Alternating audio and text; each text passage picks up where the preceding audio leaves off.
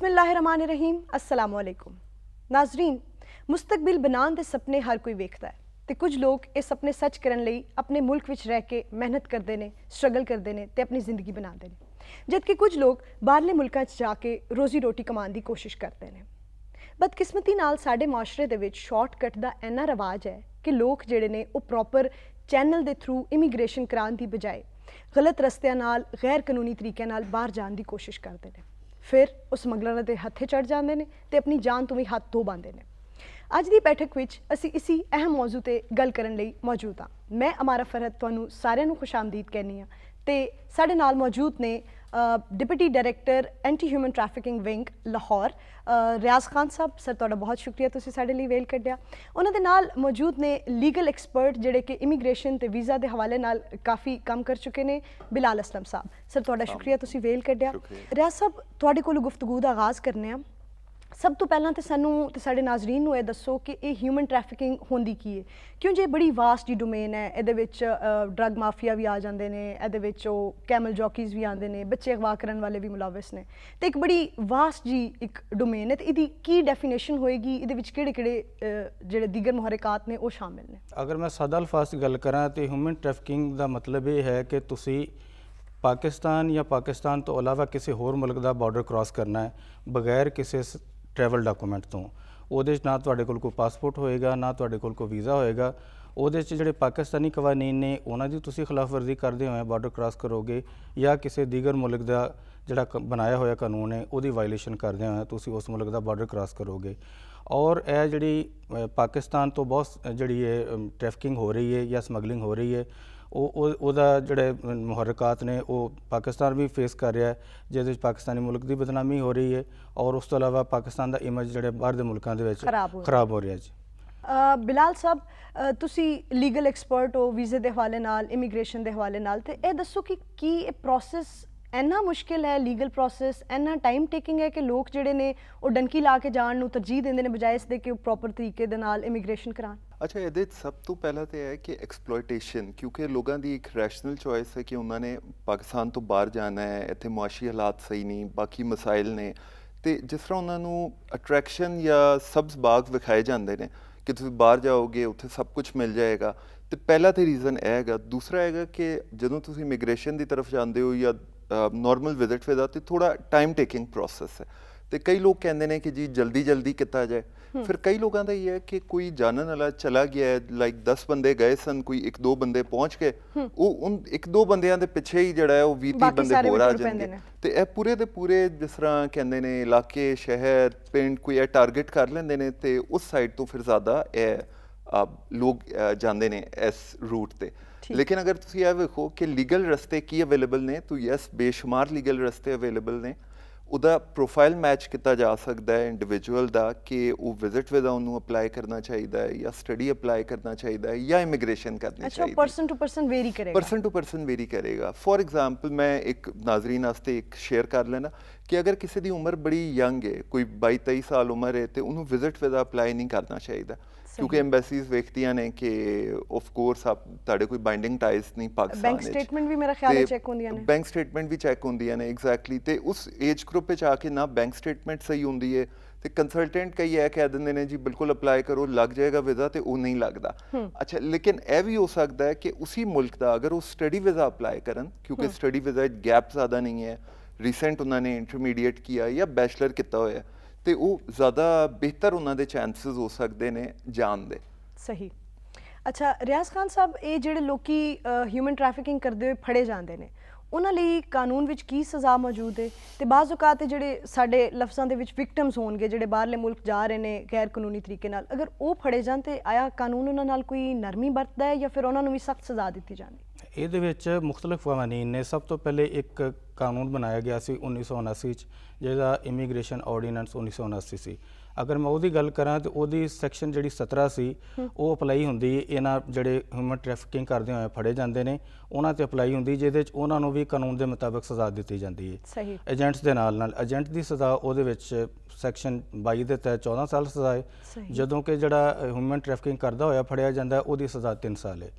लेकिन हुकूमत ने ये जो देखा कि यह लोग जोड़े ने बेसिकली यह तो विक्टम ने, ਇਹ ਇਹਨਾਂ ਨਾਲ ਤੇ ਖੁਦ ਜ਼ੁਲਮ ਤੇ ਜ਼ਿਆਦਤੀ ਹੁੰਦੀ ਹੈ। ਉਹਨਾਂ ਨੇ ਫਿਰ ਕਾਨੂੰਨ 'ਚ ਤਰਮੀਮ ਕੀਤੀ ਤੇ 2018 'ਚ 2 ਕਾਨੂੰਨ ਬਣਾਏ ਗਏ, ਜਿਨ੍ਹਾਂ ਦੇ ਵਿੱਚ ਇੱਕ ਕਾਨੂੰਨ ਸੀ prevention of smuggling of migrant act 2018 ਸਹੀ। ਔਰ ਦੂਸਰਾ ਕਾਨੂੰਨ ਬਣਾਇਆ ਗਿਆ ਟ੍ਰੈਫਿਕਿੰਗ ਇਨ ਪਰਸਨ ਐਕਟ 2018।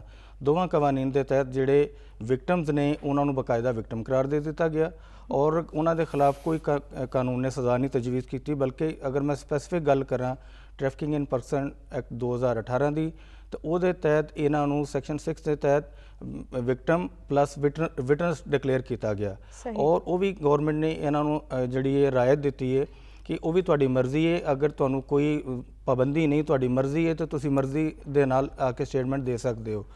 ਔਰ ਉਹਦੇ 'ਚ ਉਹਨਾਂ ਨੂੰ ਹਕੂਮਤ ਪਾਕਿਸਤਾਨ ਬਾਕਾਇਦਾ ਪ੍ਰੋਟੈਕਟ ਕਰੇਗੀ ਉਹਨਾਂ ਦੇ ਟ੍ਰਾਇਲ ਦੇ ਦੌਰਾਨ ਵੀ, ਔਰ ਉਹ ਇਨ ਕੈਮਰਾ ਸੈਸ਼ਨ ਹੋ ਸਕਦਾ ਹੈ, ਹਕੂਮਤ ਨੇ ਸਹੂਲਤ ਦਿੱਤੀ। ਜਾਂ ਉਸ ਤੋਂ ਇਲਾਵਾ ਇਹ ਹੈ ਕਿ ਅਗਰ ਉਹ ਘਰ ਬੈਠ ਕੇ ਆਨਲਾਈਨ ਵੀਡੀਓ ਕਾਨਫਰੰਸ ਤੇ ਜਾ ਕੇ ਆਪਣੀ ਕਾਲ ਰਿਕਾਰਡ ਕਰਨਾ ਚਾਹੁੰਦੇ ਤਾਂ ਉਹ ਵੀ ਕਾਲ ਰਿਕਾਰਡ ਕਰਾ ਸਕਦੇ ਨੇ, ਸਟੇਟਮੈਂਟ ਦੇ ਸਕਦੇ ਨੇ ਵੀਡੀਓ ਕਾਲ ਦੇ ਜੀ ਜ਼ਰੀਏ। ਵੀਡੀਓ ਕਾਲ ਦੇ ਜ਼ਰੀਏ ਆਪਣੀ ਸਟੇਟਮੈਂਟ ਦੇ ਸਕਦੇ ਨੇ। ਹਾਂ, ਇਸ ਤੋਂ ਇਲਾਵਾ ਅਗਰ ਉਹ ਡਿਊਰਿੰਗ ਜਿਹੜੀ ਟ੍ਰੈਫਿਕਿੰਗ ਉਹਨਾਂ ਨੂੰ ਕੋਈ ਉਹਨਾਂ ਦੇ ਹੈਲਥ ਕੇਅਰ ਦੇ ਕੋਈ ਇਸ਼ੂ ਆਉਂਦੇ ਨੇ ਤਾਂ ਪੰਜਾਬ ਗਵਰਨਮੈਂਟ ਦੀ ਗੱਲ ਕਰਾਂ, ਅਗਰ ਮੈਂ ਲਾਹੌਰ 'ਚ ਬੈਠ ਕੇ ਗੱਲ ਕਰ ਰਿਹਾ ਤੇ ਪੰਜਾਬ ਗਵਰਨਮੈਂਟ ਪੂਰਾ ਸਪੋਰਟ ਕਰਦੀ ਹੈ ਉਹਨਾਂ ਨੂੰ ਹੈਲਥ ਕੇਅਰ ਦੇ ਹਵਾਲੇ ਨਾਲ। ਠੀਕ ਹੋ ਗਿਆ। ਅਗਰ ਕੋਈ ਇਸੇ ਤਰ੍ਹਾਂ, ਚੂੰਕਿ ਜਿਹੜਾ ਟ੍ਰੈਫਿਕਿੰਗ ਇਨ ਪਰਸਨ ਐਕਟ ਹੈ 2018, ਇਸ ਸਪੈਸੀਫਿਕਲੀ ਮੈਂ ਗੱਲ ਕਰਾਂ ਤੇ 2 ਲੋਕਾਂ ਦੇ ਹਵਾਲੇ ਨਾਲ ਗੱਲ ਕਰਦਾ ਹੈ, ਜਿਹਦੇ 'ਚ ਇੱਕ ਬੌਂਡਡ ਲੇਬਰ ਹੈ ਔਰ ਦੂਸਰਾ ਕਮਰਸ਼ੀਅਲ ਸੈਕਸ ਹੈ। ਅਗਰ ਇਹਦੇ ਕੋ ਵਿਕਟਮ ਸਾਨੂੰ ਆ ਕੇ ਰਿਪੋਰਟ ਕਰਦੇ ਨੇ, ਅਗਰ ਬਾਹਰੋਂ ਆਉਂਦੇ ਨੇ, ਨੰਬਰ 1 ਤੇ ਅਗਰ ਉਹ ਪਾਕਿਸਤਾਨ ਤੋਂ ਬਾਹਰ ਹੀ ਨੇ ਤੇ ਉਹ ਕੋਈ ਕੰਪਲੇਂਟ ਕਰਨਾ ਚਾਹ ਰਹੇ ਨੇ, ਨੰਬਰ 1 ਤੇ ਜਿਹੜੀ ਪਾਕਿਸਤਾਨ ਦੀ ਮੌਜੂਦਾ ਅੰਬੈਸੀ ਉੱਥੇ ਮੌਜੂਦ ਹੈ, ਉਹ ਉੱਥੇ ਜਾ ਕੇ ਕੰਪਲੇਂਟ ਕਰ ਸਕਦੇ ਨੇ ਥਰੂ ਆਨਲਾਈਨ, ਉਹ ਕੰਪਲੇਂਟ ਕਰ ਸਕਦੇ ਨੇ। ਇਸ ਤੋਂ ਇਲਾਵਾ ਉਹਨਾਂ ਦੇ ਕੋਲ ਸਹੂਲਤ ਮੌਜੂਦ ਹੈ ਕਿ ਉਹ FIA ਦੀ ਵੈਬਸਾਈਟ ਤੇ ਜਾ ਕੇ ਜਾਂ FIA ਦੀ ਹੈਲਪਲਾਈਨ ਤੇ ਜਾ ਕੇ ਉਹ ਕੰਪਲੇਂਟ ਫਾਈਲ ਕਰ ਸਕਦੇ ਨੇ, ਥਰੂ ਈਮੇਲ ਫਾਈਲ ਕਰ ਸਕਦੇ ਨੇ। ਉਹਨਾਂ ਦਾ ਇੱਥੇ ਆਉਣਾ ਵੀ ਜ਼ਰੂਰੀ ਨਹੀਂ। ਤਾਹਮ ਅਗਰ ਉਹ ਪਾਕਿਸਤਾਨ ਆ ਜਾਂਦੇ ਨੇ ਤੇ ਜਦੋਂ ਪਾਕਿਸਤਾਨ 'ਚ ਆ ਜਾਂਦੇ ਨੇ, ਅਸੀਂ 에ਅਰਪੋਰਟ ਤੇ ਹੀ ਇੱਕ ਵਿਕਟਮ ਸਪੋਰਟ ਆਫੀਸਰ ਬਣਾਇਆ ਹੋਇਆ FIA ਦੇ ਵੱਲੋਂ। ਸਾਡਾ ਇਮੀਗ੍ਰੇਸ਼ਨ ਦਾ ਆਫੀਸਰ ਹੋਏਗਾ, ਬਕਾਇਦਾ ਇੰਟਰਵਿਊ ਕਰੇਗਾ ਉਹਨਾਂ ਵਿਕਟਮਸ ਦਾ, ਉਹਨਾਂ ਦੇ ਕੋਲੋਂ ਜਿਹੜੀ ਏਜੰਟ ਦੇ ਰਿਲੇਟਡ ਪੂਰੀ ਇਨਫੋਰਮੇਸ਼ਨ ਮੰਗੀ ਜਾਏਗੀ ਕਿ ਤੁਹਾਡਾ ਵੀਜ਼ਾ ਕਿਹਨੇ ਅਰੇਂਜ ਕੀਤਾ, ਤੁਹਾਨੂੰ ਕਿਵੇਂ ਇੰਡਿਊਸ ਕੀਤਾ ਗਿਆ ਬਾਹਰ ਲਿਜਾਣ ਵਾਸਤੇ, ਤੁਸੀਂ ਉੱਥੇ ਬਾਹਰ ਜਦੋਂ ਗਏ ਕਿਆ ਤੁਹਾਨੂੰ ਕੋਈ ਜੌਬ ਪ੍ਰੋਵਾਈਡ ਕੀਤੀ ਗਈ ਜਿਹਦਾ ਤੁਹਾਨੂੰ ਸਬਜ਼ ਬਾਗ ਵਿਖਾ ਕੇ ਬਾਹਰ ਲੈ ਕੇ ਜਾਇਆ ਜਾਂਦਾ ਹੈ, ਜਾਂ ਜਿਹੜਾ ਉਹ ਤੁਹਾਨੂੰ ਜਿਹੜੇ ਤੁਹਾਡੇ ਹੈ ਸਨ ਪੈਕੇਜ ਜਿਹੜਾ ਤੁਹਾਨੂੰ ਦਿੱਤਾ ਗਿਆ ਸੀ। ਸਪੋਜ਼ ਕਿ ਕਿਸੇ ਨੂੰ ਕਿਹਾ ਗਿਆ ਜੀ ਤੁਹਾਨੂੰ UAE ਲੈ ਕੇ ਜਾ ਰਹੇ ਹਾਂ ਤੇ 2000 ਦਿਰਹਮ ਦਿਆਂਗੇ, ਨਾਲ ਤੁਹਾਡੇ ਮੈਡੀਕਲ ਫ੍ਰੀ ਹੋਏਗਾ, ਰਿਹਾਇਸ਼ ਫ੍ਰੀ ਹੋਏਗੀ, ਉਹ ਉੱਥੇ ਜਾ ਕੇ ਉਹ ਨਹੀਂ ਕਰਦੇ। ਜਾਂ ਕੋਈ ਖਵਾਤੀਨ ਨੇ ਉਹਨਾਂ ਨੂੰ ਲੈ ਕੇ ਜਾਇਆ ਜਾਂਦਾ ਬਾਹਰ ਕਿ ਜੀ ਤੁਹਾਨੂੰ ਬਿਊਟੀਸ਼ੀਅਨ ਦਾ ਉੱਥੇ ਜੌਬ ਦਿੱਤੀ ਜਾਏਗੀ, ਪਾਰਲਰ ਖੋਲ ਕੇ ਦਿੱਤਾ ਜਾਏਗਾ।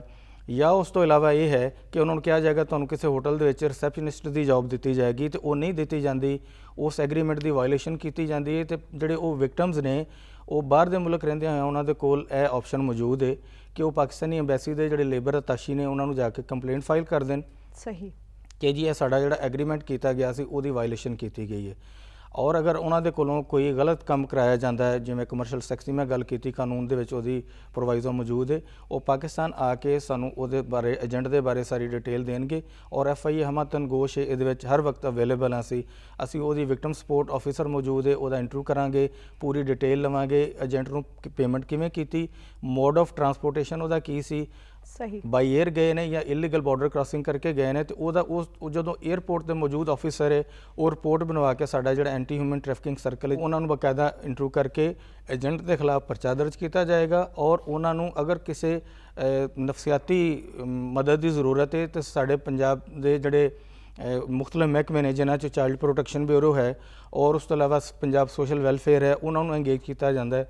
ਉਹ ਆ ਕੇ ਉਹਨਾਂ ਦਾ ਇੰਟਰਵਿਊ ਕਰਦੇ ਨੇ ਔਰ ਉਹਨਾਂ ਨੂੰ ਅਗਰ ਕੋਈ ਨਫਸੀਆਤੀ ਜਾਂ ਹੈਲਥ ਕੇਅਰ ਦੇ ਹਵਾਲੇ ਨਾਲ ਜਾਂ ਕੋਈ ਹੋਰ ਸੋਸ਼ਲ ਕਿਸਮ ਦੀ ਕੋਈ ਇਮਦਾਦ, ਯਾਨੀ ਕਿ ਤੁਹਾਡੇ ਕੋਲ ਇੱਕ ਪੂਰਾ ਮੈਕੈਨਿਜ਼ਮ ਹੈ ਕਿ ਜਿਹੜਾ ਬਾਹਰ ਚਲਾ ਗਿਆ ਹੈ ਉਹ ਫਿਰ ਆਪਣੇ ਆਪ ਨੂੰ ਕਿਵੇਂ ਰੈਸਕਿਊ ਕਰ ਸਕਦਾ ਹੈ ਤੇ ਤੁਸੀਂ ਉਸ ਨੂੰ ਫਿਰ ਪ੍ਰੋਪਰ ਜਿਹੜਾ ਹੈ ਫੈਸਿਲਿਟੇਸ਼ਨ ਫੈਸਿਲਿਟੇਟ ਕਰਨੀ ਹੈ। ਬਿਲਾਲ ਸਾਹਿਬ, ਤੁਸੀਂ ਇਹ ਦੱਸੋ ਕਿ 2023 ਦੇ ਵਿੱਚ ਜਿਹੜਾ ਹੈ ਬਹੁਤ ਸਾਰੇ ਮੁਲਕਾਂ ਨੇ ਨਾ ਆਪਣੀ ਵੀਜ਼ਾ ਪਾਲਿਸੀ ਵਿੱਚ ਨਰਮੀ ਵੀ ਕੀਤੀ ਹੈ ਤੇ ਦੂਜੇ ਪਾਸੇ ਅਸੀਂ ਇਹ ਵੇਖਨੇ ਕਿ ਇਸ ਤਰ੍ਹਾਂ ਦੇ ਕੇਸਿਸ ਵੀ ਸਨ, ਆਏ ਦਿਨ ਨਜ਼ਰ ਆਉਂਦੇ ਨੇ ਕਿ ਲੋਕੀ ਜਿਹੜੇ ਨੇ ਬਾਹਰ ਜਾਣ ਦੇ ਚੱਕਰਾਂ ਦੇ ਵਿੱਚ, ਯੂਨਾਨ ਵਾਲਾ ਇਨਸੀਡੈਂਟ ਤੁਹਾਡੇ ਸਾਹਮਣੇ ਹੀ ਹੈ, ਤੇ ਤੁਸੀਂ ਕੀ ਸਮਝਦੇ ਹੋ ਕਿ ਲੋਕਾਂ ਨੂੰ ਇਸ ਬਾਰੇ ਅਵੇਅਰਨੈਸ ਦੇਣ ਦੀ ਸਾਨੂੰ ਕਿੰਨੀ ਜ਼ਰੂਰਤ ਹੈ ਤੇ ਅਗਰ ਅਸੀਂ ਉਹਨਾਂ ਨੂੰ ਅਵੇਅਰਨੈਸ ਪ੍ਰੋਵਾਈਡ ਕਰੀਏ ਤਾਂ ਇਹਨਾਂ ਵਾਕਿਆਤ ਵਿੱਚ ਕਿੰਨੀ ਕਮੀ ਆ ਸਕਦੀ। ਜਿਵੇਂ ਸਰ ਹੋਰਾਂ ਨੇ ਅਰਜ਼ ਕੀਤਾ ਕਿ ਬਾਹਰ ਜਾਣ ਤੋਂ ਬਾਅਦ ਬੰਦਾ ਆਪਣੇ ਰੈਸਕਿਊ ਲਈ FIA ਨੂੰ ਕੰਟੈਕਟ ਕਰ ਸਕਦਾ ਹੈ, ਲੇਕਿਨ ਜਿਹੜਾ ਹਾਲੀ ਬਾਹਰ ਜਾਣ ਦੇ ਚੱਕਰਾਂ 'ਚ ਹੈ ਤੇ ਉਹਨੂੰ ਐਗਜ਼ੈਕਟ ਪਤਾ ਵੀ ਨਹੀਂ ਕਿ ਉਹ ਜਿਸ ਬੰਦੇ ਦੇ ਜ਼ਰੀਏ ਥਰੂ ਉਹ ਬਾਹਰ ਜਾ ਰਿਹਾ ਹੈ ਉਹ ਬੰਦਾ ਉਹਦੇ ਨਾਲ ਫਰਾਡ ਤੇ ਨਹੀਂ ਕਰ ਰਿਹਾ, ਤੇ ਇਸ ਸੂਰਤ ਹਾਲ ਵਿੱਚ ਤੁਸੀਂ ਕੀ ਕਹਿਣਾ ਚਾਹੋਗੇ?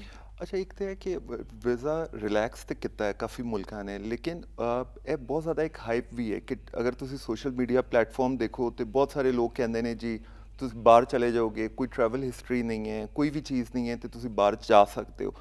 ਅੱਛਾ, ਲੇਕਿਨ ਉਹ ਤੁਹਾਨੂੰ ਆਪ ਵੇਖਣਾ ਚਾਹੀਦਾ ਹੈ, ਆਪਣਾ ਐਨਾਲਿਸਿਸ ਖੁਦ ਕਰਨਾ ਚਾਹੀਦਾ ਹੈ ਕਿ ਤੁਸੀਂ ਕਿਹੜੇ ਪ੍ਰੋਫਾਈਲ ਤੇ ਫਿੱਟ ਆਉਂਦੇ ਹੋ। ਤੁਸੀਂ ਜਾ ਵੀ ਸਕਦੇ ਹੋ ਬਾਹਰ ਕਿ ਨਹੀਂ, ਕਿਉਂਕਿ ਕੰਸਲਟੈਂਟ ਦਾ ਤੇ ਕੋਈ ਨੁਕਸਾਨ ਨਹੀਂ ਹੋਣਾ ਆਫ ਕੋਰਸ, ਇਹ ਤੇ ਐਂਡ ਆਫ ਦ ਡੇ ਨੁਕਸਾਨ ਹੈਗਾ ਜਿਹੜਾ ਟਰੈਵਲ ਕਰ ਰਿਹਾ ਬੰਦਾ।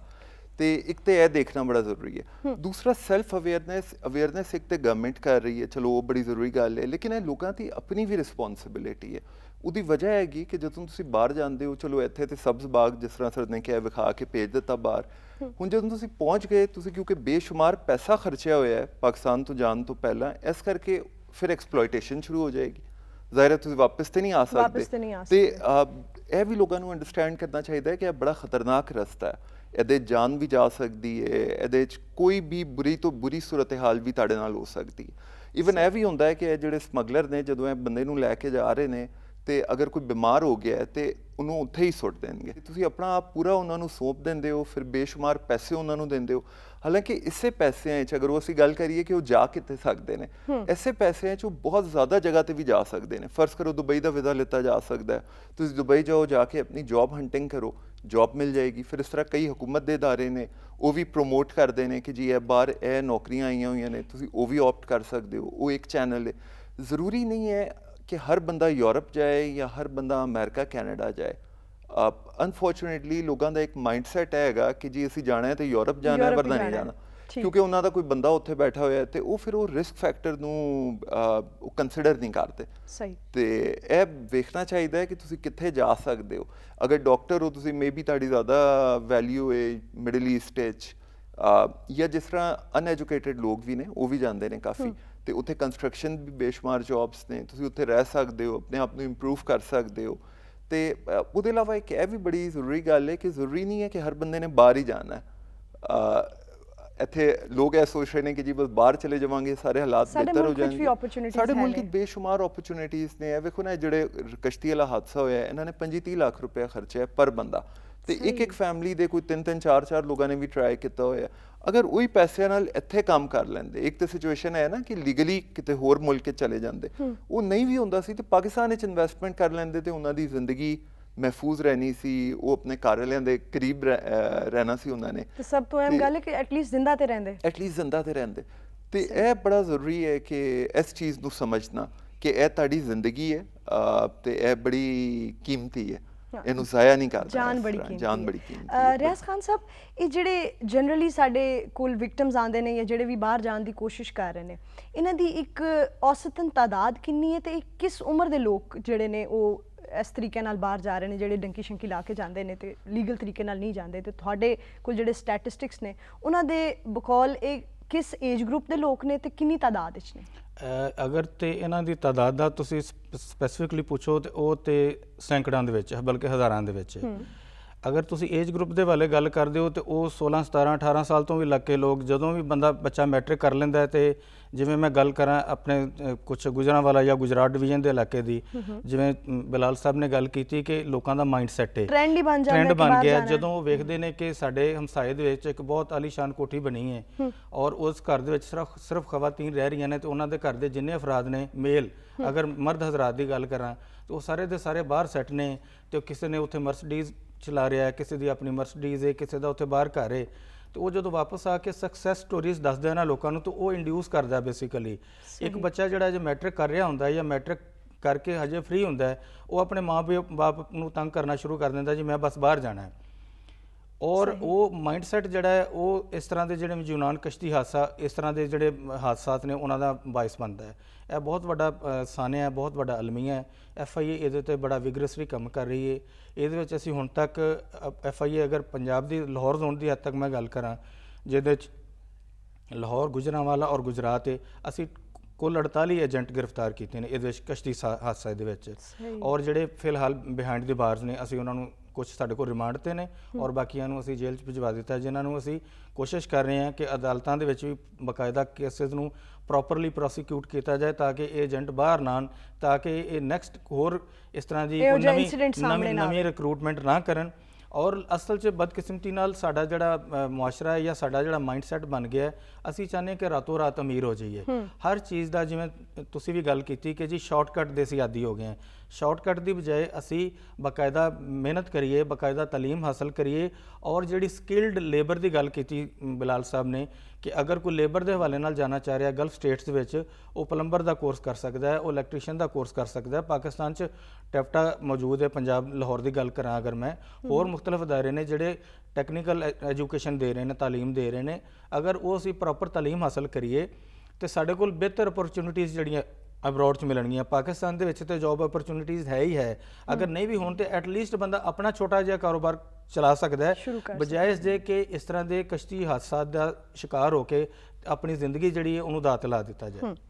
ਅੱਛਾ ਬਿਲਾਲ ਸਾਹਿਬ, ਜਿਵੇਂ ਰਿਆਜ਼ ਸਾਹਿਬ ਨੇ ਵੀ ਜ਼ਿਕਰ ਕੀਤਾ ਕਿ ਇਹ ਰਾਤੋਂ ਰਾਤ ਕਰੋੜਪਤੀ ਬਣਨ ਦੇ ਜਿਹੜੇ ਖਾਬ ਨੇ ਉਸ ਚੱਕਰ ਵਿੱਚ ਲੋਕੀ ਬਾਹਰ ਜਾਂਦੇ ਨੇ, ਇਹ ਕੁਝ ਲੋਕਾਂ ਦੀ ਕੋਈ ਜੈਨੂਇਨ ਰੀਜ਼ਨਸ ਵੀ ਹੁੰਦੀਆਂ ਨੇ ਕਿ ਇੱਥੇ ਉਹਨਾਂ ਦਾ ਗੁਜ਼ਾਰਾ ਨਹੀਂ ਬਣ ਰਿਹਾ ਤੇ ਫਿਰ ਉਹਨਾਂ ਨੇ ਬਾਹਰ ਜਾਣਾ। ਮਤਲਬ ਫੈਕਟਰਸ ਕੀ ਨੇ, ਕਰੋੜਪਤੀ ਬਣਨ ਦਾ ਲਾਲਚ ਤੇ ਹਵਸ, ਜਾਂ ਫਿਰ ਜਿਹੜਾ ਕੋਈ ਜੈਨੂਇਨ ਰੀਜ਼ਨਸ ਵੀ ਹੈ ਨੇ? ਅੱਛਾ, ਇੱਕ ਤੇ ਰੀਜ਼ਨ ਇਹ ਹੈਗਾ ਕਿ ਪਾਕਿਸਤਾਨ ਵਿੱਚ ਜ਼ਾਹਿਰ ਹੈ ਇਕਨੋਮਿਕ ਓਪਰਚੁਨਿਟੀ ਕਈ ਵਾਰੀ ਲੋਕਾਂ ਨੂੰ ਸਮਝ ਨਹੀਂ ਆਉਂਦਾ ਕਿ ਜੀ, ਔਰ ਉਹ ਚਾਹੁੰਦੇ ਨੇ ਕਿ ਉਹ ਜਲਦੀ ਪੈਸਾ ਬਣਾਉਣ ਦੀ ਤਰਫ ਆ ਜਾਣ। ਤੇ ਉਹ ਜ਼ਾਹਿਰ ਹੈ ਤੁਸੀਂ ਬਾਹਰ ਜਾਂਦੇ ਹੋ ਅਗਰ ਤੇ ਪਹੁੰਚ ਗਏ, ਪੈਸੇ ਕਮਾਉਣ ਲੱਗ ਗਏ ਤੇ ਇੱਕ ਬੰਦਾ ਜਾਂਦਾ, ਜਿਸ ਤਰ੍ਹਾਂ ਮੈਂ ਪਹਿਲਾਂ ਵੀ ਕਿਹਾ ਸੀ ਕਿ ਇੱਕ ਬੰਦਾ ਜਾਂਦਾ ਹੈ, 10 ਗਏ ਨੇ ਤੇ ਇੱਕ ਪਹੁੰਚੇਗਾ। ਤੇ ਉਹ ਲੇਕਿਨ ਉਹ ਉਹਨਾਂ ਨੂੰ ਨਹੀਂ ਵੇਖਣਗੇ ਕਿ ਉਹ ਜਿਹੜੇ ਰਹਿ ਗਏ ਨੇ, ਤੇ ਉਹਨੂੰ ਵੇਖਣਗੇ ਜਿਹੜਾ ਬੰਦਾ ਪਹੁੰਚ ਗਿਆ। ਇੱਕ ਤੇ ਇਹ ਚੀਜ਼ ਹੈ। ਅੱਛਾ, ਦੂਜਾ ਹੈਗਾ ਕਿ ਸਾਡਾ ਇੱਕ ਬੜਾ ਅਲਮੀਆ ਹੈਗਾ ਕਿ ਪੜ੍ਹਾਈ ਦਾ ਟ੍ਰੈਂਡ ਨਹੀਂ ਹੈ। ਜਿਸ ਤਰ੍ਹਾਂ ਸਰ ਨੇ ਗੱਲ ਕੀਤੀ ਕਿ ਜੀ 16-18 ਸਾਲ ਦੀ ਉਮਰ ਦੇ ਬੱਚੇ ਨੇ, ਮੈਟ੍ਰਿਕ ਕਰਦੇ ਨੇ ਤੇ ਉਹ ਮਾਪਿਓ ਨੂੰ ਕਹਿੰਦੇ ਨੇ ਕਿ ਜੀ ਬਾਹਰ ਭੇਜੋ। ਅੱਛਾ, ਜ਼ਿਆਦਾ ਬਿਹਤਰ ਇਹ ਹੈਗਾ ਕਿ ਉਹ ਇੰਟਰਮੀਡੀਏਟ ਕੁਆਲੀਫਿਕੇਸ਼ਨ ਆਪਣੀ ਕੰਪਲੀਟ ਕਰਨ। ਤੇ ਇਸੀ ਯੂਰਪ ਵਿੱਚ ਇਹ 25-25 ਲੱਖ ਰੁਪਏ ਇਹਨਾਂ ਨੇ ਦਿੱਤਾ ਹੈ ਨਾ, ਯੂਰਪ ਦੇ ਕੰਟਰੀ 'ਚ ਇਹ 14-15 ਲੱਖ ਰੁਪਏ ਵੀ ਖਰਚ ਕਰਨ ਨਾ ਤੇ ਇਹ ਲੀਗਲੀ ਸਟੂਡੈਂਟ ਵੀਜ਼ੇ ਤੇ ਜਾ ਸਕਦੇ ਨੇ। ਸਹੀ। ਅੱਛਾ, ਉੱਥੇ ਜਾ ਕੇ ਸਕਿੱਲਸ ਹਾਸਲ ਕਰਨ, ਜਿਸ ਤਰ੍ਹਾਂ ਆਈਟੀ ਹੈ, ਆਈਟੀ ਦਾ ਅੱਜਕੱਲ ਕਾਫੀ ਕੰਮ ਹੈ। ਅਗਰ ਤੁਸੀਂ ਆਈਟੀ ਦੀ ਸਕਿੱਲ ਲੈਂਦੇ ਹੋ ਤੇ ਤੁਸੀਂ ਇਵਨ ਪਾਕਿਸਤਾਨ ਵਿੱਚ ਬਹਿ ਕੇ ਵੀ ਡਾਲਰਸ ਦੇ ਹਿਸਾਬ ਨਾਲ ਇਨਕਮ ਕਰ ਸਕਦੇ ਹੋ। ਤੇ ਇਹ ਜ਼ਰੂਰੀ ਨਹੀਂ ਹੈ ਕਿ ਕਿਸੇ ਨੂੰ ਕੁਝ ਵੀ ਨਹੀਂ ਆਉਂਦਾ ਤੇ ਬਸ ਭੀੜ ਚਾਲ ਕਿ ਕਿਸੇ ਨੇ ਵੇਖਿਆ ਤੇ ਉਹਨੂੰ ਭੇਜ ਦਿੱਤਾ ਜਾਏ। ਤੇ ਅਵਾਮਿਲ ਇਹਦੇ ਇਕਨੋਮਿਕ ਤੇ ਹਨ, ਆਫ ਕੋਰਸ ਪਾਕਿਸਤਾਨ ਵਿੱਚ ਗੁਰਬਤ ਵੀ ਹੈ, ਮਹਿੰਗਾਈ ਵੀ ਹੈ, ਲੇਕਿਨ ਬੇਰੁਜ਼ਗਾਰੀ ਵੀ ਹੈ, ਲੇਕਿਨ ਉਹਨਾਂ ਅਵਾਮਿਲਾਂ ਨੂੰ ਐਕਸਪਲੋਇਟ ਕੀਤਾ ਜਾਂਦਾ ਹੈ। ਉਹਨਾਂ ਨੂੰ ਉਹ ਸਬਜ਼ ਬਾਗ ਵਿਖਾਏ ਜਾਂਦੇ ਨੇ ਜਿਹੜੇ ਐਕਚੁਅਲੀ ਟਰੂ ਨਹੀਂ, ਐਗਜ਼ਿਸਟ ਹੀ ਨਹੀਂ ਕਰਦੇ। ਤੇ ਰਿਸਕ ਫੈਕਟਰ ਉਹਨਾਂ ਨੂੰ ਨਹੀਂ ਪਤਾ ਹੁੰਦਾ ਕਿ ਜਾਣਗੇ ਤੇ ਹੋਏਗਾ ਕੀ। ਇਹ ਵੀ ਹੋ ਸਕਦਾ ਹੈ ਜਦੋਂ ਇਹ ਜਾਂਦੇ ਨੇ ਤੇ ਉਹ ਕਹਿਣਗੇ ਕਿ ਜੀ ਇਹ ਕਸ਼ਤੀ 'ਚ ਬਹਿ ਜਾਓ, ਤੁਹਾਨੂੰ ਨਜ਼ਰ ਆ ਰਿਹਾ ਕਿ ਇਹ ਕਸ਼ਤੀ ਡੁੱਬ ਜਾਣੀ ਹੈ, ਲੇਕਿਨ ਤੁਸੀਂ ਨਾ ਨਹੀਂ ਕਰ ਸਕਦੇ। ਸਵੌਟ ਐਨਾਲਿਸਿਸ ਕਰਨਾ ਹੀ ਨਹੀਂ ਹੈ। ਸਵੌਟ ਐਨਾਲਿਸਿਸ ਕਰਨਾ ਹੀ ਨਹੀਂ, ਉਸ ਟਾਈਮ ਤੇ ਤੁਸੀਂ ਡਿਸੀਜਨ ਨਹੀਂ ਲੈ ਸਕਦੇ ਕਿਉਂਕਿ ਬਹੁਤ ਦੇਰ ਹੋ ਚੁੱਕੀ ਹੁੰਦੀ ਹੈ। ਤੇ ਸਵੌਟ ਐਨਾਲਿਸਿਸ ਕਰੋ, ਆਪਣਾ ਕਰੋ। ਫਿਰ ਜਿਹੜੇ ਵਾਲਿदैन ਨੇ ਉਹ ਬੱਚਿਆਂ ਦਾ ਸਵੌਟ ਐਨਾਲਿਸਿਸ ਕਰਨ ਕਿ ਬੱਚੇ ਦਾ ਇੰਟਰਸਟ ਕੀ ਹੈ, ਇਹਦੀ ਸਟਰੈਂਥ ਵੀਕਨੈਸ, ਰੁਝਾਨ ਕਿਸ ਪਾਸੇ, ਤੇ ਉਦੋਂ ਤਾਲੀਮ ਹਾਸਿਲ ਕਰਾਈ ਜਾਏ। ਤਾਲੀਮ ਤੋਂ ਜ਼ਿਆਦਾ ਸ਼ਾਰਟਕਟ ਕੋਈ ਵੀ ਨਹੀਂ ਹੈ ਕਾਮਯਾਬੀ ਦਾ ਤੇ ਮਿਡਲ ਕਲਾਸ ਨੂੰ ਉੱਪਰ ਆਉਣ ਦਾ ਜਾਂ ਇੱਕ ਨਾਰਮਲ ਕਲਾਸ ਨੂੰ ਉੱਪਰ ਲਿਆਉਣ ਦਾ। ਤਾਲੀਮ ਮੁਖਤਲਿਫ ਕਿਸਮ ਦੀ ਹੋ ਸਕਦੀ ਹੈ, ਉਹ ਫਨੀ ਤਾਲੀਮ ਵੀ ਹੋ ਸਕਦੀ ਹੈ। ਹੁਣ ਤੁਸੀਂ ਜਿਸ ਤਰ੍ਹਾਂ ਗੱਲ ਕੀਤੀ ਸਰ ਨੇ ਕਿ ਬਾਹਰ ਤੁਸੀਂ ਫਿਟਰ ਜਾਂ ਪਲੰਬਰ ਦਾ ਕੋਰਸ ਕਰ ਲਵੋ ਤੇ ਬਾਹਰ ਇੱਕ ਮਾਰਕੀਟਿੰਗ ਦੇ ਬੰਦੇ ਦੀ ਇੰਨੀ ਵੈਲਿਊ ਨਹੀਂ ਜਿੰਨੀ ਫਿਟਰ ਜਾਂ ਪਲੰਬਰ ਦੀ ਹੈ। ਤੇ ਸਕਿੱਲ ਡਿਵੈਲਪ ਕਰਨ ਦੀ ਗੱਲ ਹੈ ਕਿ ਕਿਸ ਤਰ੍ਹਾਂ ਤੁਸੀਂ ਸਕਿੱਲ ਡਿਵੈਲਪ ਕਰਦੇ ਹੋ। ਆਈਟੀ ਦੀ ਵੀ ਹੋ ਸਕਦੀ ਹੈ। ਮੌਜੂਦਾ ਦੌਰ ਵਿੱਚ ਜਿਸ ਤਰ੍ਹਾਂ ਆਰਟੀਫਿਸ਼ੀਅਲ ਇੰਟੈਲੀਜੈਂਸ ਆ ਰਹੀ ਹੈ ਤੇ ਬਹੁਤ ਸਾਰੀ ਨੌਕਰੀਆਂ ਵਾਈਪ ਆਊਟ ਹੋਣ ਜਾ ਰਹੀਆਂ ਨੇ। ਤੁਹਾਨੂੰ ਨਜ਼ਰ ਆਏਗਾ ਕਿ ਅਗਲੇ 5-6 ਸਾਲਾਂ ਵਿੱਚ ਉਹ ਬੇਸ਼ੁਮਾਰ ਨੌਕਰੀਆਂ ਨਹੀਂ ਰਹਿਣਗੀਆਂ ਜਿਹੜੀ ਅੱਜ ਐਗਜ਼ਿਸਟ ਕਰਦੀਆਂ ਨੇ। ਤੇ ਅੱਜ ਜਿਹੜਾ ਬੱਚਾ ਸਕੂਲਾਂ ਵਿੱਚ ਪੜ੍ਹ ਰਿਹਾ ਹੈ ਉਹ ਵੀ ਇੱਕ ਡਿਫਰੈਂਟ ਟਾਈਪ ਦੀ ਨੌਕਰੀ ਜਾਏਗਾ। ਉਹ ਨੌਕਰੀ ਨਹੀਂ ਹੋਏਗੀ ਜਿਹਨੂੰ ਅਸੀਂ ਆਈਡੀਅਲਾਈਜ਼ ਕਰਦੇ ਹਾਂ, ਕਿਉਂਕਿ ਰੋਬੋਟਸ ਆ ਰਹੇ ਨੇ, ਉਹ ਕਾਫੀ ਪ੍ਰੋਸੈਸ ਨੂੰ ਆਟੋਮੇਟ ਕਰ ਰਹੇ ਨੇ, ਰਿਪਲੇਸਮੈਂਟ ਕਰ ਰਹੇ ਨੇ। ਤੇ ਤੁਹਾਨੂੰ ਫਿਰ ਸਕਿੱਲ ਓਰੀਐਂਟਡ ਹੋਣਾ ਪਏਗਾ। ਸਕਿੱਲ ਓਰੀਐਂਟਡ ਹੋਵਾਂਗੇ ਤਾਂ ਸਾਡੀ ਜ਼ਿੰਦਗੀ ਆਸਾਨ ਹੋਏਗੀ। ਰਿਆਜ਼ ਸਾਹਿਬ, ਤੁਹਾਡੀ ਨਜ਼ਰ ਵਿੱਚ ਜਿਵੇਂ ਤੁਸੀਂ FIA 'ਚ ਹੋ, ਜਿਹੜੇ ਸਾਡੇ ਕੋਲ ਕਵਾਨੀਨ ਮੌਜੂਦ ਨੇ ਇਹ ਐਂਟੀ ਹਿਊਮਨ ਟ੍ਰੈਫਿਕਿੰਗ ਦੇ ਹਵਾਲੇ ਨਾਲ, ਕਿਆ ਉਹ ਬਥੇਰੇ ਨੇ ਜਾਂ ਸਾਨੂੰ ਮਜ਼ੀਦ ਕਵਾਨੀਨ ਦੀ ਜ਼ਰੂਰਤ ਹੈ ਜਾਂ ਕੋਈ ਤਰਾਮੀਮ ਦੀ ਜ਼ਰੂਰਤ ਹੈ? ਜੀ ਬਿਲਕੁਲ, ਪਾਕਿਸਤਾਨੀ ਗੌਰਨਮੈਂਟ ਨੇ ਬੜੇ ਮੌਸਰ ਕਵਾਨੀਨ ਬਣਾਏ ਨੇ। ਜਿਵੇਂ ਮੈਂ ਟ੍ਰੈਫਿਕਿੰਗ ਇਨ ਪਰਸਨ ਦੀ ਗੱਲ ਕਰਾਂ, ਉਹਦੇ ਵਿੱਚ ਅਗਰ ਤੇ ਕੋਈ ਟ੍ਰੈਫਿਕ ਕਰਦਾ ਹੈ ਕਿਸੇ ਪਰਸਨ ਨੂੰ, ਜਿਵੇਂ ਮੈਂ ਦੱਸਿਆ ਕਿ ਬੌਂਡਡ ਲੇਬਰ ਦੇ ਹਵਾਲੇ ਨਾਲ ਜਾਂ ਕਮਰਸ਼ੀਅਲ ਸੈਕਸ ਦੇ ਹਵਾਲੇ ਨਾਲ, ਤੇ ਉਹਦੀ 7 ਸਾਲ ਸਜ਼ਾ ਹੈ। ਸਹੀ। ਲੇਕਿਨ ਅਗਰ ਉਹੀ ਜੁਰਮ ਕਿਸੇ ਬੱਚੇ ਦੇ ਜਾਂ ਕਿਸੇ ਖਾਤੂਨ ਦੇ ਖਿਲਾਫ ਕੀਤਾ ਜਾਂਦਾ ਹੈ ਤੇ ਉਹਦੀ ਸਜ਼ਾ ਵੱਧ ਕੇ 3 ਸਾਲ ਹੋਰ ਵੱਧ ਜਾਂਦੀ ਤੇ 10 ਸਾਲ ਸਜ਼ਾ ਹੋ ਜਾਂਦੀ। ਸਹੀ। ਔਰ ਅਗਰ ਇਹੀ ਵਾਲਾ offense ਜਿਹੜਾ ਹੈ ਇਹ ਐਗਰਾਵੇਟ ਹੋ ਜਾਂਦਾ ਹੈ ਤੇ ਉਹਦੇ ਚ ਲਾਈਫ ਥ੍ਰੈਟ ਆ ਜਾਂਦੀ ਹੈ, ਉਹਨੂੰ ਲਾਈਫ ਇਨ ਡੇਂਜਰ ਹੋ ਜਾਂਦੀ ਹੈ, ਜਾਂ ਉਹਨੂੰ ਕੋਈ ਇਸ ਤਰ੍ਹਾਂ ਦੀ ਉਹਨੂੰ ਕੋਰਸਾ ਮੇਜਰ ਯੂਜ਼ ਕੀਤੇ ਜਾਂਦੇ ਨੇ ਤੇ ਇਹਦੀ ਸਜ਼ਾ ਵੱਧ ਕੇ ਬਲਕਿ 14 ਸਾਲ ਹੋ ਜਾਂਦੀ ਹੈ। ਸਹੀ। ਸਿਰਫ ਇਹਦੇ ਥੋੜਾ ਜਿਹਾ ਸਾਨੂੰ ਹੈ ਅਗਰ ਕਿਸੇ ਚੀਜ਼ ਦੀ ਕਮੀ ਹੈ ਤਾਂ ਉਹ ਅਵੇਅਰਨੈਸ ਦੀ ਹੈ। ਔਰ ਜਿੰਨੀ ਦੇਰ ਤੱਕ ਇਹਦੇ 'ਚ ਸਾਨੂੰ ਬਹੈਸੀਅਤ ਮੁਆਸ਼ਰਾ ਇੱਕ ਦੂਸਰੇ ਨੂੰ ਜਿਹੜਾ ਨਾ ਐਜੂਕੇਟ ਕਰਨਾ ਚਾਹੀਦਾ ਹੈ ਔਰ ਇਸ ਚੀਜ਼ ਦੀ ਜ਼ਿੰਮੇਵਾਰੀ ਲੈਣੀ ਪਏਗੀ। ਬਿਲਾਲ ਸਾਹਿਬ, ਰਿਆਜ਼ ਸਾਹਿਬ ਨੇ ਵੀ ਅਵੇਅਰਨੈਸ ਦੇ ਹਵਾਲੇ ਨਾਲ ਗੱਲ ਕੀਤੀ। ਬੈਠਕ ਦੇ ਪਲੇਟਫਾਰਮ ਤੋਂ ਸਾਡੇ ਸੁਣਨ ਵਾਲਿਆਂ ਨੂੰ ਤੁਸੀਂ ਕੀ ਪੈਗਾਮ ਦੇਣਾ ਚਾਹੋਗੇ ਕਿ ਕਿਸ ਤਰ੍ਹਾਂ ਉਹ ਆਪਣੇ ਆਪ ਨੂੰ ਨਾ ਦਰਿੰਦਾ ਸਿਫਤ ਇਨਸਾਨਾਂ ਤੋਂ ਵੀ ਬਚਾ ਸਕਦੇ ਨੇ, ਤੇ ਅਗਰ ਮੁਸਤਕਬਲ ਬਣਾਉਣਾ ਚਾਹੁੰਦੇ ਨੇ ਮੁਲਕ ਦੇ ਅੰਦਰ ਰਹਿ ਕੇ ਜਾਂ ਬਾਹਰ ਜਾ ਕੇ, ਤਾਂ ਉਹਨਾਂ ਨੂੰ ਕੀ ਕਰਨਾ ਚਾਹੀਦਾ ਹੈ? ਅੱਜ ਕੱਲ੍ਹ ਤੁਸੀਂ ਵੇਖੋ ਜਿਸ ਤਰ੍ਹਾਂ ਗੂਗਲ ਹੈ, ਇੰਟਰਨੈਟ ਏਜ ਹੈ, ਤੁਹਾਨੂੰ ਇਵਨ ਡਾਕਟਰ ਮੈਡੀਸਨ ਵੀ ਦਿੰਦਾ ਹੈ, ਪ੍ਰੈਸਕ੍ਰਾਈਬ ਕਰਦੇ ਨੇ, ਤੇ ਜਿਹੜੇ ਤੁਸੀਂ ਜਾ ਬੜੇ ਕੇ search ਕਰਦੇ ਸਰਟੀਫਾਈਡ ਡਾਕਟਰਸ ਨੇ, ਲਾਈਕ ਜਿਨ੍ਹਾਂ ਨੇ 10-15 ਸਾਲ ਪ੍ਰੈਕਟਿਸ ਕੀਤੀ ਹੋਈ ਹੈ, ਤਾਲੀਮ ਹੈ, ਤੁਸੀਂ ਫਿਰ ਵੀ ਸਰਚ ਕਰਦੇ ਹੋ। ਤੇ ਅਗਰ ਇੱਕ ਬੰਦਾ ਇਹ ਕਹਿ ਰਿਹਾ ਹੈ ਕਿ ਜੀ ਕੈਨੇਡਾ ਜਾਣ ਵਾਸਤੇ ਤੁਹਾਨੂੰ ਬੈਂਕ ਸਟੇਟਮੈਂਟ ਵੀ ਨਹੀਂ ਚਾਹੀਦੀ, ਤੁਹਾਨੂੰ ਕੋਈ ਹੋਰ ਚੀਜ਼ ਵੀ ਨਹੀਂ ਚਾਹੀਦੀ, ਤੇ ਤੁਸੀਂ ਆਪ ਸਰਚ ਤੇ ਕਰੋ ਕਿ ਉਹ ਪੋਸੀਬਲ ਹੈ ਜਾਂ ਨਹੀਂ। ਇਸ ਤਰ੍ਹਾਂ ਹੀ ਹੈ ਜਿਸ ਤਰ੍ਹਾਂ ਤੁਸੀਂ ਕਹੋ ਕਿਸੇ ਨੂੰ ਕਿ ਜੀ ਇੱਕ ਆਈਫੋਨ ਹੈ ਤੇ ਉਹ ਮੈਂ 50,000 ਰੁਪਏ ਦਾ ਸੇਲ ਕਰ ਰਿਹਾ, ਤੇ ਨਹੀਂ ਪੋਸੀਬਲ ਨਾ, ਤੁਹਾਨੂੰ ਆਪ ਵੇਖਣਾ ਹੈ। ਤੇ ਇੱਕ ਤਾਂ ਹੈਗਾ ਕਿ ਲੋਕਾਂ ਦੀ ਆਪਣੀ ਜ਼ਿੰਮੇਵਾਰੀ ਸਭ ਤੋਂ ਜ਼ਿਆਦਾ ਹੈ, ਜਿਹੜੇ ਆਪਣੇ ਬੱਚੇ ਨੂੰ ਭੇਜ ਰਹੇ ਨੇ, ਕਿ ਉਹ ਆਪ ਉਹਨੂੰ ਕਿਸ ਤਰ੍ਹਾਂ ਵੇਖਦੇ ਨੇ ਜਾਂ ਆਪਣੇ ਆਪ ਨੂੰ ਕਿਸ ਤਰ੍ਹਾਂ ਸਿਕਿਉਰ ਕਰਕੇ ਚੱਲਦੇ ਨੇ। ਤੇ ਦੂਜਾ ਤਾਲੀਮੀ ਰਸਤੇ ਜਿਹੜੇ ਨੇ, ਉਹ ਜਿਸ ਤਰ੍ਹਾਂ ਮੈਂ ਪਹਿਲਾਂ ਗੱਲ ਕੀਤੀ ਹੈ ਕਿ ਅਗਰ ਕਿਸੇ ਨੇ ਇੰਟਰਮੀਡੀਏਟ ਕੀਤਾ ਹੋਇਆ ਹੈ, ਇਹੀ ਬੱਚਾ ਜਦੀ ਸਰ ਨੇ ਮਿਸਾਲ ਦਿੱਤੀ ਹੈ, ਇਹੀ ਬੱਚਾ ਅਗਰ ਸਟੱਡੀ ਵੀਜ਼ਾ ਤੇ ਜਾਂਦਾ ਤੇ ਇਹ 15-16 ਲੱਖ 'ਚ ਪੋਲੈਂਡ ਜਾ ਸਕਦਾ ਸੀ, ਤੇ ਪੋਲੈਂਡ ਜਾ ਕੇ ਅਗਰ ਆਪਣੀ ਤਾਲੀਮ ਮੁਕੰਮਲ ਕਰਦਾ ਹੈ, ਕੰਮ ਵੀ ਕਰ ਸਕਦਾ ਸੀ, ਤਾਲੀਮ ਵੀ ਮੁਕੰਮਲ ਕਰ ਸਕਦਾ ਸੀ, ਤੇ ਆਪਣੇ ਵਾਲਿदैन ਦਾ ਸਹਾਰਾ ਬਣਦਾ। ਲੇਕਿਨ ਸਹਾਰਾ ਬਣ ਸਕਦਾ ਹੈ। ਬਿਲਕੁਲ ਸ਼ਾਰਟਕਟ ਨਹੀਂ ਲਾਣਾ, ਮੇਰਾ ਸਭ ਤੋਂ ਸ਼ਾਰਟਕਟ ਨਹੀਂ ਲਾਣਾ। ਮੁੱਕਦੀ ਗੱਲ ਹੈ ਕਿ ਸ਼ਾਰਟਕਟ ਨਹੀਂ ਲਾਣਾ, ਟਾਈਮ ਸਰ ਤੁਹਾਡਾ ਦੁਆਵਾਂ ਦਾ ਬਹੁਤ ਸ਼ੁਕਰੀਆ। ਕੋਈ ਉੱਠ ਵੇ ਕਤਾਰੇ ਨਹੀਂ, ਰੋਜ਼ੀ ਰੱਬ ਦੇ ਸੀ, ਕਿਉਂ ਵਤਨ ਵਿਸਾਰੇ ਨਹੀਂ। ਨਾਜ਼ਰੀਨ, ਅਗਰ ਤੁਸੀਂ ਆਪਣਾ ਮੁਸਤਕਬਲ ਬਣਾਉਣਾ ਹੀ ਚਾਹੁੰਦੇ ਹੋ ਤੇ ਬਾਹਰ ਜਾਣਾ ਹੀ ਚਾਹੁੰਦੇ ਹੋ ਤੇ ਗੈਰ ਕਾਨੂੰਨੀ ਰਸਤਿਆਂ ਤੋਂ ਇਜਤਨਾਬ ਕਰੋ, ਲੀਗਲ ਤਰੀਕੇ ਨਾਲ ਜਾਓ, ਆਪਣਾ ਤੇ ਆਪਣੇ ਪਿਆਰਿਆਂ ਦਾ ਖਿਆਲ ਰੱਖੋ। ਮੈਂ ਅੱਜ ਦੀ ਇਸ ਬੈਠਕ ਤੋਂ ਇਜਾਜ਼ਤ ਚਾਹਨੀ ਹਾਂ। ਅੱਲਾਹ ਹਾਫਿਜ਼।